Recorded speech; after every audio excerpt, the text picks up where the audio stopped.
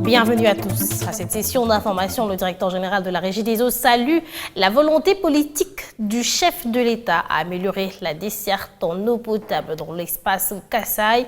David Chilumba s'est exprimé lors d'une audience lui accordée par le gouverneur de la province du Kasaï oriental à Mbujimayi. En mission de travail dans cette partie du pays, le DG de la Régie des eaux devra visiter tous les ouvrages construits ou en cours de construction, destiné à renforcer la capacité de production de son entreprise. Suivez-le au micro de Franck Bambi. Mais ce que je dois d'abord saluer, c'est la volonté politique qui existe en ce jour, que je n'avais pas vu dans ce pays il y a très longtemps.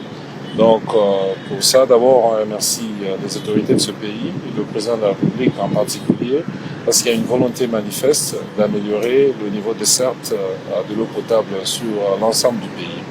Le Grand Kasaï, de façon générale, est confronté aux mêmes difficultés. Et comme vous le savez, sans l'énergie, il n'y a pas de l'eau. Donc, en plus de la crise d'alimentation en eau potable, nous avons une crise énergétique de façon générale sur l'ensemble de notre territoire du Grand Kasaï.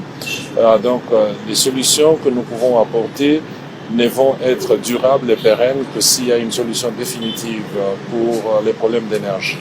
Alors, je ne suis pas du secteur de l'énergie, mais pour ce que je peux dire, à la Régie des eaux, nous travaillons avec nos partenaires pour ne fût-ce que trouver l'énergie appropriée, l'énergie en quantité adéquate pour les besoins de la Régie des eaux.